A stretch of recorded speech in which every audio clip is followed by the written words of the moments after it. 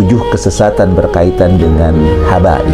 Ajaran sesat yang pertama yang diajarkan Novel Al-Idrus adalah bahwa Ba'lawi Yaman itu yang menyebabkan Allah tidak mengajab satu negeri.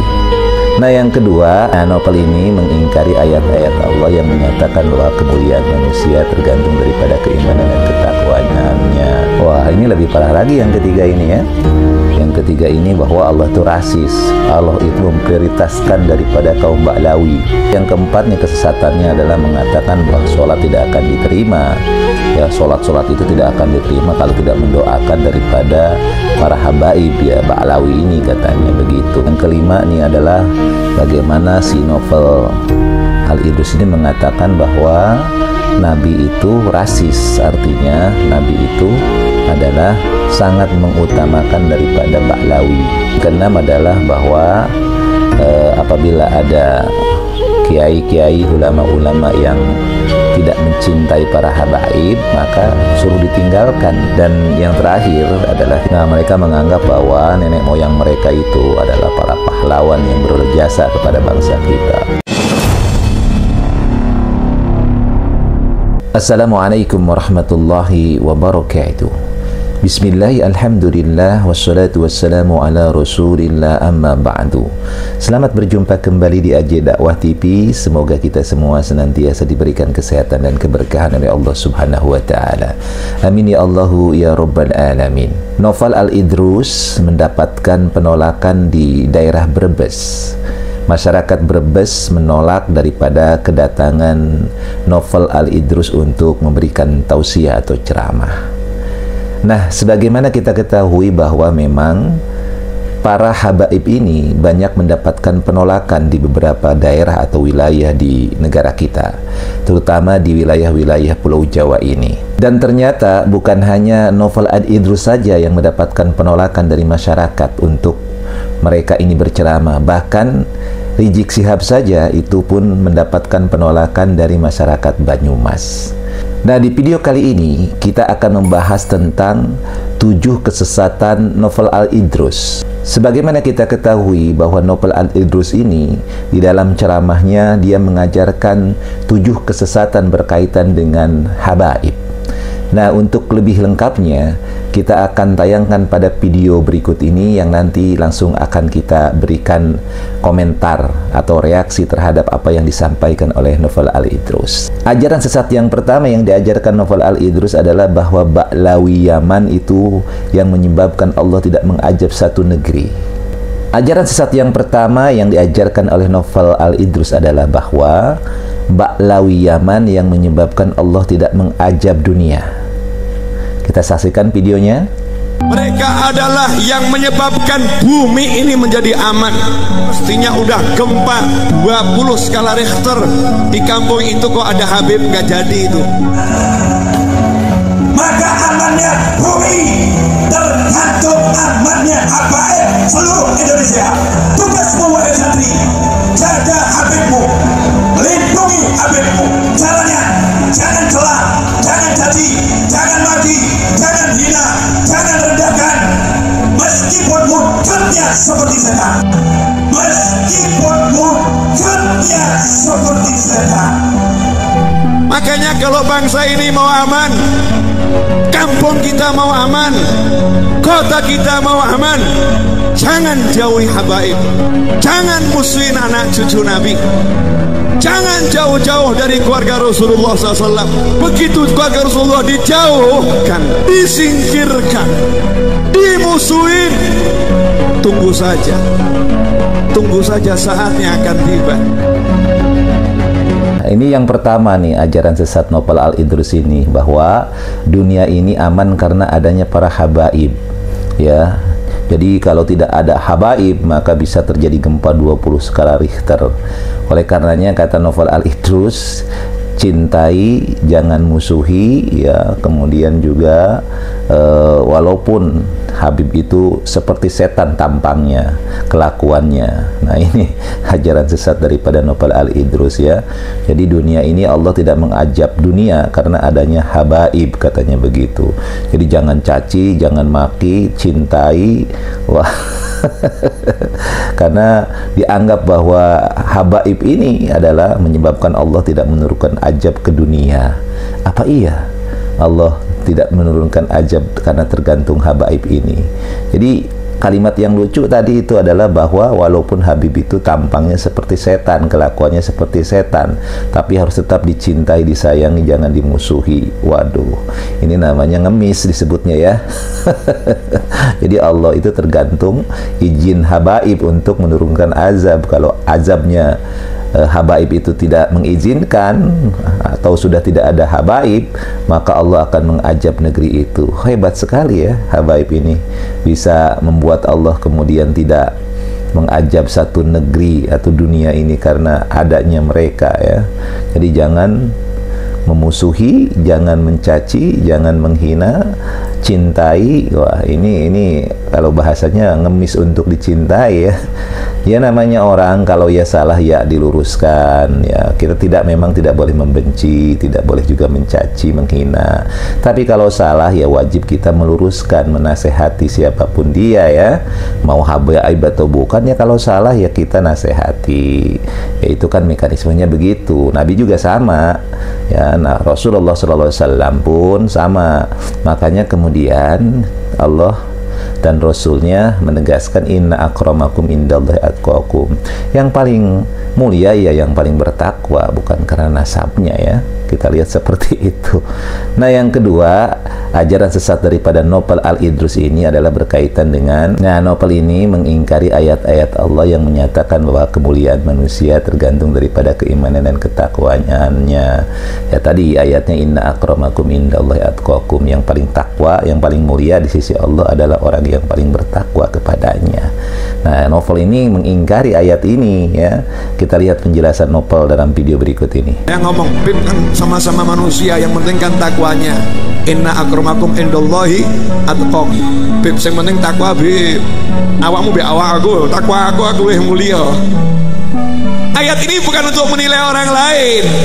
Ayat ini ditujukan kepada kita yang membaca. Inna akramakum, yang paling bertakwa di antara kalian, yang paling mulia di antara kalian, yang paling bertakwa. Saya ini Habib, takwa saya seperti apa ya?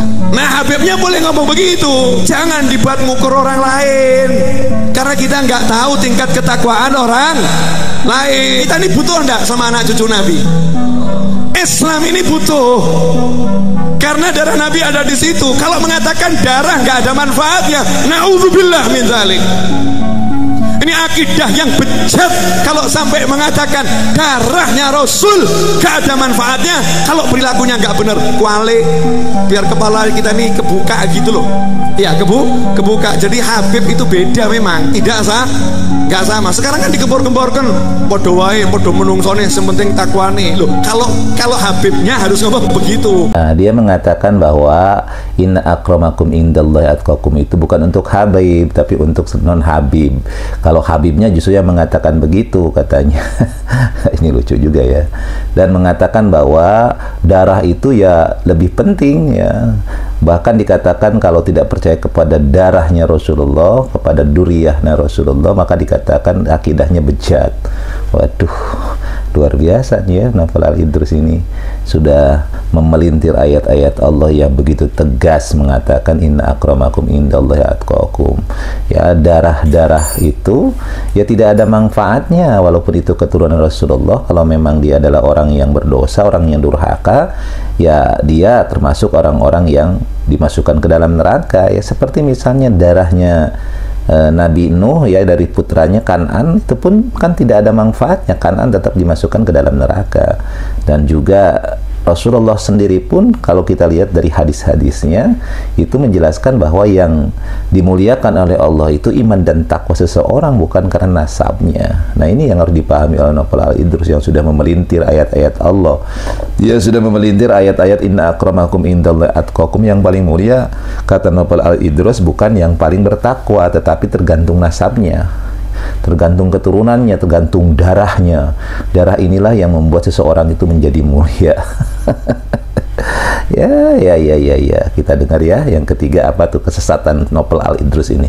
Yang ketiga ini bahwa Allah itu rasis. Allah itu memprioritaskan daripada kaum Ba'lawi, sehingga kemarahan Allah ya tergantungan kemarahan daripada para Ba'lawi ini, ya gitu. Ini luar biasa ini. Ya fatwanya si Naufal Al-Idrus ini. Yang menghormati pahalanya double, yang mencaci tuh kalau nggak tobat beneran habis tuh. Tunggu aja lihat habis kau nggak tobat habis. Lu kalau keluarga Nabi semua ikhlas, rela, nggak ada apa-apa, Allahnya yang nggak terima. Makanya kalau ada Habib dicaci maki, diam saja, hati-hati jenengan.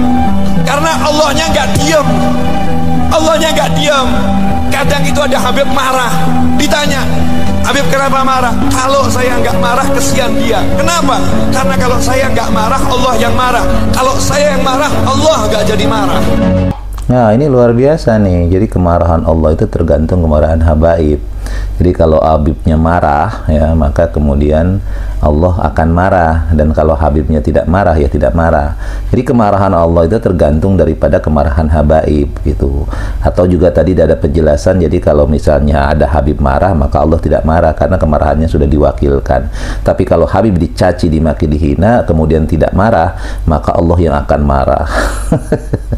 Siapa lu ya? Habib ini siapa sih sebenarnya ya? Ngaku-ngaku duriah Nabi kok sok merasa hebat gitu, seolah-olah Allah itu ada dalam perintah dan kekuasaan daripada habaib itu. Malu lah ya, orang kok sampai sebegininya ya punya akidah gitu. Dan hebatnya kenapa kok pengikutnya banyak gitu ya, udah tahu ajarannya sesat ya. Dan para pengikutnya, para muhibbin ini kok ditutup mata hatinya gitu ya untuk melihat kebenaran-kebenaran yang diucapkan oleh si Habib Naufal Al-Idrus ini. Itu banyak kesesatan-kesesatannya apa-apa yang diucapkan oleh Naufal Al-Idrus ini ya. Nggak tahu lah ya, hidayah itu memang adalah kewenangan Allah. Nah ini Naufal yang keempat nih, kesesatannya adalah mengatakan bahwa sholat tidak akan diterima ya. Sholat itu tidak akan diterima kalau tidak mendoakan daripada para habaib ya, Ba'lawi ini katanya begitu. Dan ia mengatakan ya itulah bahwa Allah itu sudah memilih mengutamakan daripada Ba'lawi gitu. Jadi seolah-olah ya Ba'lawi ini adalah sumber keridhaan Allah gitu. Ini luar biasa. Yuk kita lihat pada video berikut ini. Maaf, ilmu yang satu ini sudah tidak banyak yang nyampaikan. Kalau kiai dulu disampaikan digandeng anaknya Habib Ambungen, berkah dunia akhirat, cintai Habib, itu kiai dulu begitu. Kalau anak muda zaman sekarang tontok se Habib sopo, tontok se Habib sopo, no cocok apa-apa, gak cocok tinggal no, kurang ajar iku Habib itu. Masya Allah, na'udzubillah min dzalik. Jangan lupa umat Islam di jagat raya sholatnya tidak akan diterima oleh Allah Subhanahu wa ta'ala, meskipun sholatnya nangis sampai keluar air mata darah. Kalau tidak mau mendoakan Habib, harus mendoakan keluarganya Rasulullah. Kalau tidak mau mendoakan keluarga Rasulullah, sholatnya tidak diterima oleh Allah. Oh ini luar biasa. Jadi sholatnya tidak akan diterima. Seseorang yang sholat sampai dia menangis mengeluarkan air mata darah kalau tidak mendoakan duriyah Rasulullah Shallallahu Alaihi Wasallam, katanya begitu tuh.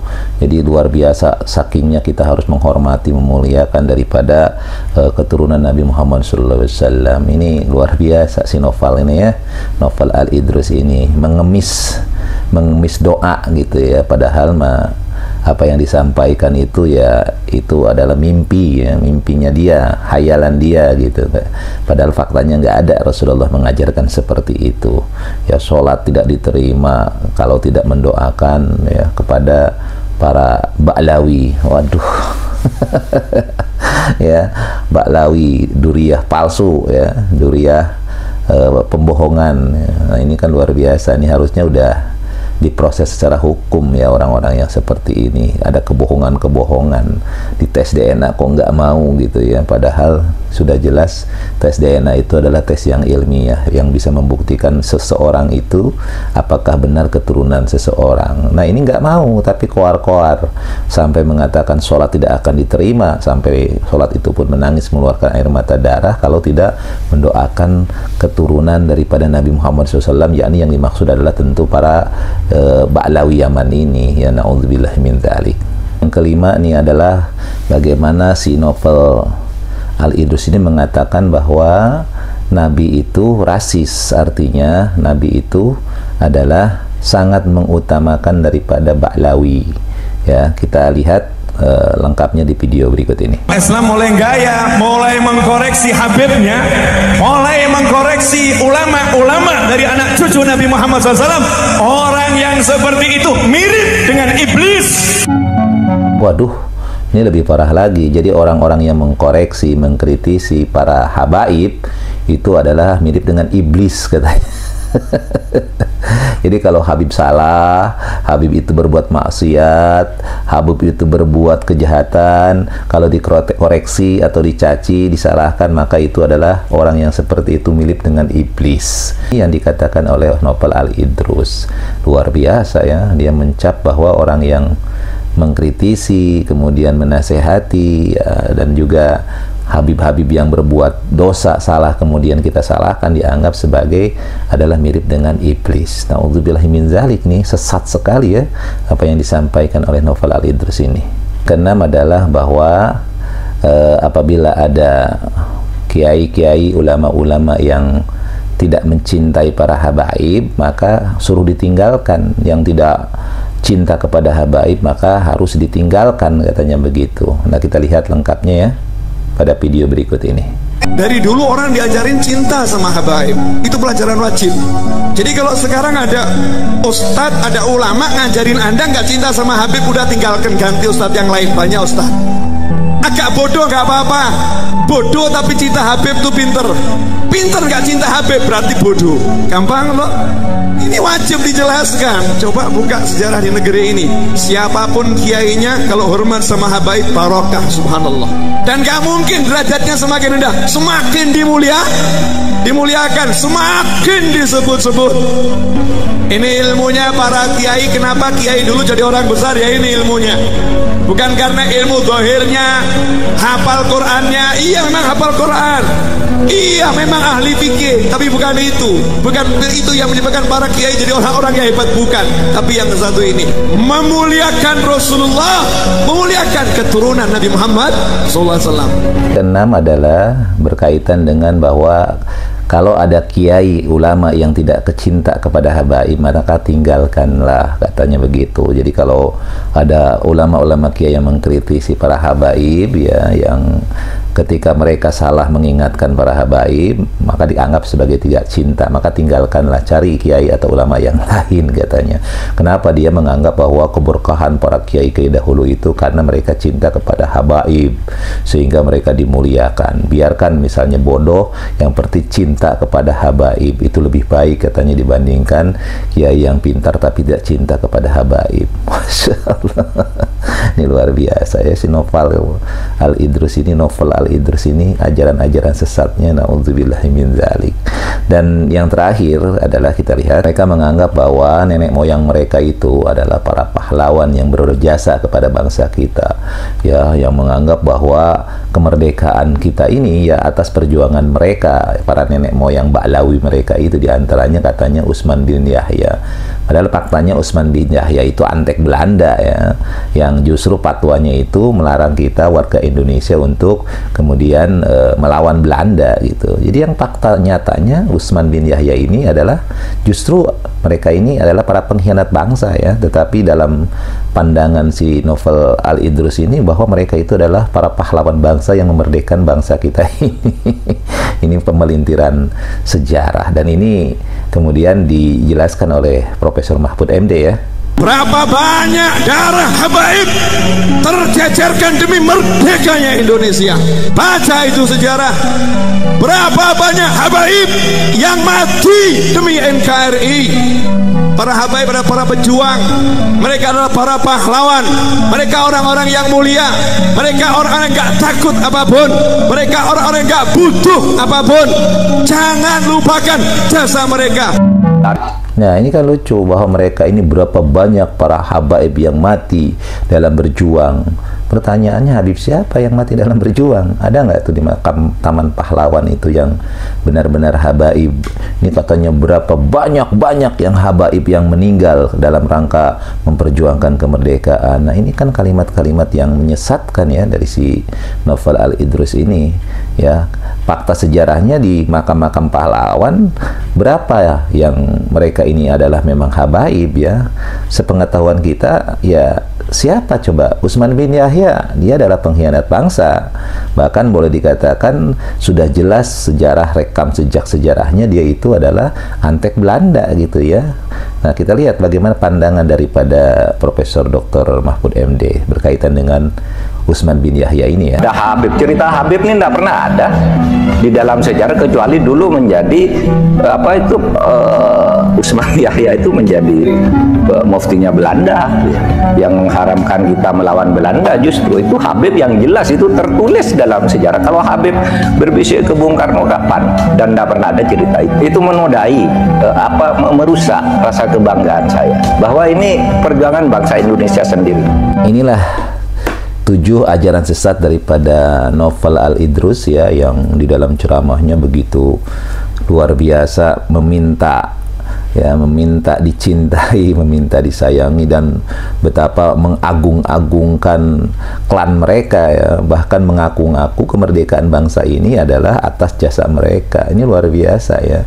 Nah, kalimat-kalimat seperti ini sebenarnya harus disadari oleh kita masyarakat asli Indonesia ya, bahwa mereka-mereka ini berusaha untuk mengklaim kemerdekaan itu bukan atas jasa para pahlawan yang berjuang untuk kemerdekaan bangsa ini, tetapi mereka mengklaim bahwa kemerdekaan negara kesatuan Republik Indonesia ini ya jasa mereka. Nah, ini kan sesuatu yang memelintirkan sejarah dan sebenarnya harusnya diproses secara hukum ya. Orang-orang yang seperti ini jangan dibiarkan karena dia sudah memelintir sejarah, mengaku-ngaku gitu. Padahal siapa lu gitu kan. Dia dan juga nenek moyang mereka tidak ada jasa yang nampak besar dalam kemerdekaan bangsa ini ya. Dan sejarah membuktikan justru nenek moyang mereka itu ya, seperti Habib Utsman bin Yahya itu justru adalah antek Belanda, bukan pejuang bangsa kita ini. Nah, ini yang harus segera sebenarnya disadari oleh masyarakat, oleh rakyat Indonesia, terutama oleh para muhibbin ya. Para muhibbin ini ya dibukakan mata hatinya untuk melihat kebenaran. Jangan dibutakan oleh rayuan-rayuan yang jangan dibutakan oleh rayuan-rayuan kecintaan yang membabi buta gitulah. Apa sih keuntungan dengan mereka didoktrin bahwa mereka ini adalah dzurriyyah Nabi, yang surga itu ada di tangan mereka, bahwa azab itu harus izin mereka, Allah tidak akan mengazab kecuali kalau seandainya diizinkan oleh mereka. Allah marah kepada orang-orang yang mencaci maki, yang mengkritisi para habib. Bahkan doktrinnya Habib yang bodoh itu lebih utama dibandingkan seorang alim ulama yang alama atau yang pakar.